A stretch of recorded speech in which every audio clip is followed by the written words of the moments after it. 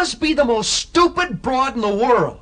Don't call me stupid, and don't call me a broad. Well, you are. You don't have any sense at all. Who are you to talk? Hey, what's going on? Dad, my sister is so dumb. Oh, I can hardly believe it. Why? What did she do? She's getting all hung up on her phony new boyfriend. Wow, what a loser. He's not a phony. Yeah?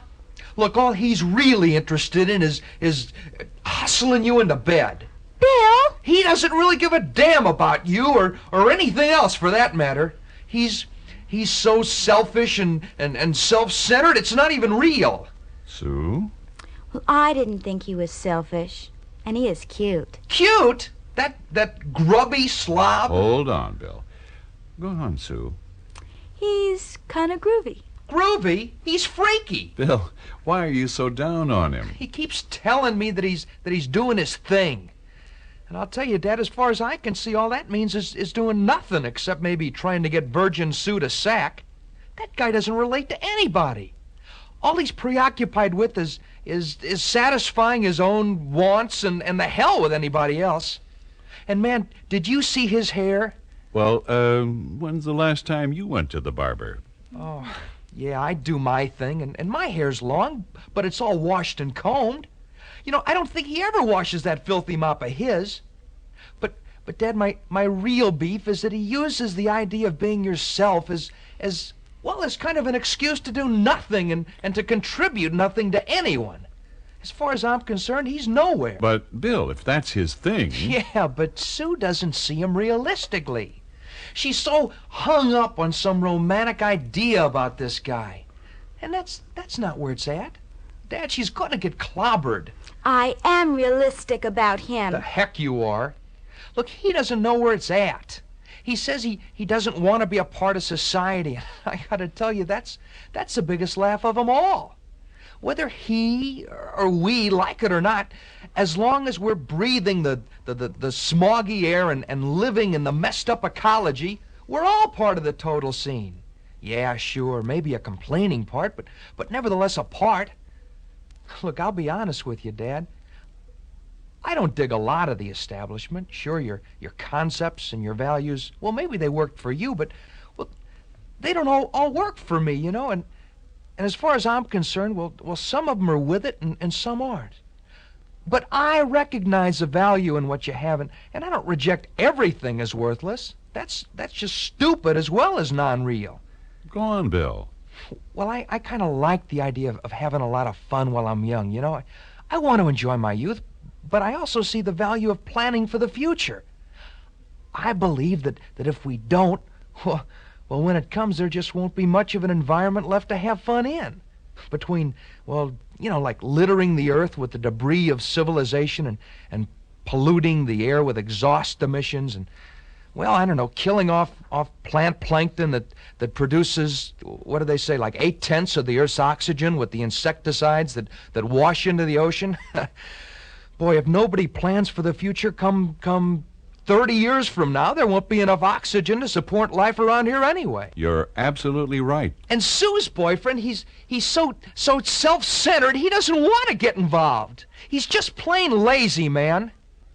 Dad, you're not the generation gap. We communicate. We express our ideas and feelings back and forth. You say you learn things from me, and, well, gee, Dad, I know I do from you. We relate. But he doesn't relate to anybody. He's the generation gap. Uh-huh. That also applies to adults. And you know the pathetic thing about it? The thing that just really gripes me? If he doesn't shape up and find out where it's at, I'll probably have to support that slob, that gutless wonder in a couple of years. And probably not only him, but some dumb chick he's knocked up, and their kids are all going to be on welfare, living off the establishment. Because, well, when you get right down to the nitty-gritty, he doesn't have what it takes to make it on his own. But right now, all he wants to do is make it with Sue. Damn it, he treats her, well, he treats her like a whore. Don't be vulgar. Well, don't be uptight about the truth. If the shoe fits, baby, wear it. Bill, I think you're being a little out of line. The term doesn't fit Sue. Her feelings, thoughts and actions are not those of a whore, but of a healthy, normal teenage girl. What you said is vulgar, not because you called Sue a whore per se, but because the word was improperly used. Oh? Look, there's no word that is within itself vulgar. Words are made vulgar by inappropriate use. What often sounds vulgar to one's ears in one context may be delightful and exciting in another. Words used should truly apply. I never thought of it that way. I guess neither did I, Dad. You know, Bill, you talk about hustling, but you're no angel. Yes, but I'm honest with my girlfriends. And I try to avoid bad relationships like the plague. You've never gone on a bummer? Yes, I have. But when I'm going with a girl, I try to make it happen. You know, a kind of an equal relationship, an equal sharing. We're both involved, you know? I mean, like no cop-outs. You don't have that with your boyfriend. I see you trying to relate, but all I've ever seen him do is put you down. You're right. He does put me down. And that beefs me. The biggest problem I see in my medical practice with the greater sexual and emotional freedom among young people today is the frequency of bad relationships they make, which are extremely destructive because of cruelty, physical and verbal, inadequate sharing, and lack of real love. Pleasure is taken selfishly. In our culture today, women are able to find complete fulfillment in a relationship. The day of a female suffering in silence, being unable to express her feelings, unable to have sexual fulfillment, is over. She can have all these things, provided she makes a good, honest, sharing relationship where both people care enough to fulfill each other's needs. I guess I'm lucky. My generation is emotionally freer. Our music, groovy clothes, the whole scene. A more honest expression of feelings. In some ways, a little less hung up. That's true. That's the way it is. But with this freedom, in order for it to be meaningful, there also has to be a feeling of responsibility for your feelings, actions, and for your world. Then you're not just saying or just acting as though you care, but truly caring. And those who care, those who give a damn and are not afraid to relate, act, and do constructive things with their lives, their world, and their love, they are the beautiful people, no matter what the age. You're right, Dad, and that's beautiful. But, Dad, I'm confused about me. I have mixed up feelings, you know, about getting involved with guys. I'm mixed up and uptight. Some of my friends swing, and listening to them, I sometimes feel out of it. And when I get turned on by a date, wow, I feel guilty wanting to make love. I want to, and at the same time I don't. I value myself and my body, and I don't intend to give myself away. But First of all, you can't give yourself away. No one can own or possess you. You can only share yourself, sharing your body, your thoughts and emotions, since they belong to you alone and to no one else. But when is it right to share myself? I'm not going to harangue about the sanctity of marriage, the ethic the minister talks about. You know about that. But as a physician who's seen a lot of this side of life, I feel that you shouldn't get involved in an intimate relationship until you, as an adult, are emotionally mature enough to handle it totally, able to cope with your feelings and your sexuality without guilt, inhibition, or phoniness, but with love, tenderness, and honesty. No one, and I mean no one, not Mom, myself, a boyfriend, or even the church can tell you when you've arrived at that stage in your adult life. It's something you have to experience for yourself, and it should have a certainty feeling that it is right for you. And if it doesn't, back away from it. Hopefully, when this confrontation occurs, it will make you feel free and fulfilled as a woman. Is that what my girlfriends who swing feel? I can't answer that. Only they can. Has a 16-year-old girl really reached adult maturity? Unfortunately, Many 16-year-olds, as well as adults, make what they call love from the neck down only. They're not making love. They're just having intercourse and satisfying only some of their needs, their biological ones, and they're not relating. This leaves them only partially fulfilled, often with guilt and regret and a peculiar kind of emptiness. And many say they don't feel clean afterwards. It's disappointingly sad. You see, in order to totally love, to have total communion, it has to happen on all levels, with your emotions and your mind as well as with your body. The difference, it's profound. It's the difference between a partial and complete relationship. And who wants to settle for something less? Yeah. I guess that's kind of like, like making it with a prostitute. What? Having intercourse with a prostitute. That's right, Bill. Going to bed with a prostitute usually means you get a big act, as though she's responding, but that's all it is, a big act, so she can get through and go on to the next trick. The one thing a prostitute doesn't want to do is really respond. If she did, she'd fatigue early in the working evening. And responding means relating to the man and the possibility of emotional involvement, which she really doesn't want. These girls are in the business strictly for the money. In a very real way, they are also putting men down generally, as though saying, "You're using my body, but I'm only putting you on. Nothing is really happening for me. You're not such a big man after all. Only doing it for your money, not for you." And in most cases, they have a deep-rooted hatred for men because of their own feelings of feminine inadequacy. Wow, you know it. She takes your money and doesn't really make it with you, and all the time is maybe even hating and ridiculing. There's no love and romance there. That's true. But Sue's such a romantic nut. She gets hung up on guys like her boyfriend and thinks she's in love when all she is turned on. You know, I don't think she knows the difference. And he feeds her the line, "Well, if you love me, you'll prove it." I may be one of the last great romantics, but I'm listening and I am learning the difference. I feel you are. And when it comes to your moment of total sharing, where you put your emotions and your body on the line, I believe you won't do so lightly or haphazardly, but in a meaningful relationship that has depth of feeling and an encasement of love that will fulfill you. You know, Dad, sometimes I still can't tell the difference between a girl who just, like turns me on sexually and one who I have true feelings for. Well, at least not always at first. Initially, it may be difficult, but think about it. You'll realize that although you can't always tell the difference at the onset, with the passage of time and the growth of the relationship, the picture clears. As you get to know one another's behavior, personality traits, and ideas, find out if it's a sex turn-on or if you really care for each other, provided you don't kid yourself and romanticize to the level of unreality, even where there's been an intimate involvement. My brother, the great lover. Aw, come on, Sue. Knock it off. In order to truly understand, you have to know, how does one fall in love? How does it all come about?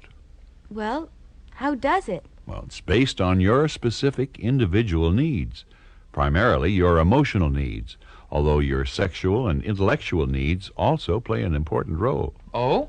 Yes, two people are attracted and fall in love because they've found a mate who fulfills those needs, complementing their unique makeup. And although your love feeling is on a conscious level, it occurs usually in the subconscious, often with a total lack of awareness of why it's happening or how it's happening. All you usually know is that you have a feeling of love and also like the person. Well, what's the initial attraction? It's usually physical characteristics or personality mannerisms that are similar to someone previously liked, loved, romanticized, or reacted erotically, sexually turned on to. And then, if there's that fulfillment of emotional needs, that special chemistry, a strong love bond develops that progressively strengthens as there is continued fulfillment with tenderness, understanding, and consideration. But I seem to get turned on by a lot of girls. And yes, I feel I even love some of them. All your life, you and Sue will meet people who turn you on, and some who will evoke love responses from you. Some of these involvements may be good, and some of them may be bad, and with experience, you'll rapidly come to know the difference. Life's sexual offerings are like a smorgasbord where everything looks appetizing. But you don't eat everything. You're selective. Similarly, with emotional maturity, you progressively become selective with whom you share your precious moments. Dad, where does religion fit into all this? I don't feel that I can give you a purely theological answer. Perhaps our minister can, but I will say how I feel it fits. Religion helps set the pattern of ethical and moral values in our culture, wherein there is set forth the unique value of each individual with a distinct relationship to his God, a God who also blesses the love of man and the sexual expression of this love, and the individual who is capable of spiritually communing with his God is also capable, through the love blessed by God, to commune spiritually with his mate. Well, what does that mean? It means that you're able to share yourself not only physically, emotionally, and intellectually, but on a spiritual level as well. That's far out. The inner spiritual being of man, his eternal taproot, that I don't see leave the body of a patient that has died, but rather sense and feel has left its former physical container with the passing over of death, his true soul, may also be shared and touched through love. That's heavy. That's beautiful, Dad. You know, sometimes I really feel unworthy. You're not, Sue. When my boyfriend put me down, he got through to me. He made me feel that I was really not worth much. It's like I didn't know anything. We never know all the answers, Sue, or what the right thing to do is all the time. We just do the best we can by facing and resolving situations as they occur throughout our entire lives, thereby maturing. No one truly expects a 16-year-old girl like you or an 18-year-old boy like Bill to have the knowledge, the experience, and judgment of a more mature 25 or 30-year-old. Not at all. However, this does not mean that you shouldn't continue to struggle with your problems. But that doesn't make me feel any less inadequate. That's understandable. Everyone at one time or another has feelings of inadequacy, of not being sure of themselves, not feeling in control of the situation. But the anxiety you feel about your inadequacies is very important. It acts as a catalyst for you to confront the problems of growing up as they arise and solve them, thereby maturing. Unfortunately, many teenagers, as well as adults, don't know how to cope with their anxieties or where to seek help, whether it be about their bodies, their complexions, their sexual feelings, or just some thoughts that are upsetting them. And rather than struggle with it and try to solve their problems or seek help where it is available from friends, parents, family doctor, minister, or the hotline, which is open 24 hours a day in many cities, they bug out. They never really get rid of their problems. And bugging out, they only retard their emotional growth. They never grow up? That's it. They never emotionally grow up, never mature. Like your boyfriend. Oh, him. You mean my ex-boyfriend. Hey, Dad, do you often rap with kids who come to your office like this? Yes, particularly with those who come in for their premarital blood tests. We talk about sharing, emotional, sexual, and intellectual fulfillment, communicating with one another, developing mutual interests, just plain having fun together. Well, isn't that usually done by parents or the minister? Unfortunately, not often enough. I believe that people about to be married should seek out this type of togetherness counseling with their minister or doctor if it is not available or if they're not able to find it at home. Like getting the rules before you play the game. Yes, before you play the game. That's for keeps. You know, Dad, Bill and I are really lucky. How's that, Sue? Well, I don't think there are many kids that have groovy parents like you and Mom that rap as you've always done with Bill and me. And you're never too busy to find time for us. You treat us not just like your children, but as individual human beings. That's true, Dad. You do listen to us, and you make us, well, you make us feel that you value our ideas and our feelings. I do, Bill. Another thing, you never turn us off or make us feel kind of, stupid. You're not stupid, but intelligent, sensitive people who are learning that life and its ground rules apply directly and personally to you as well as others. And we love you.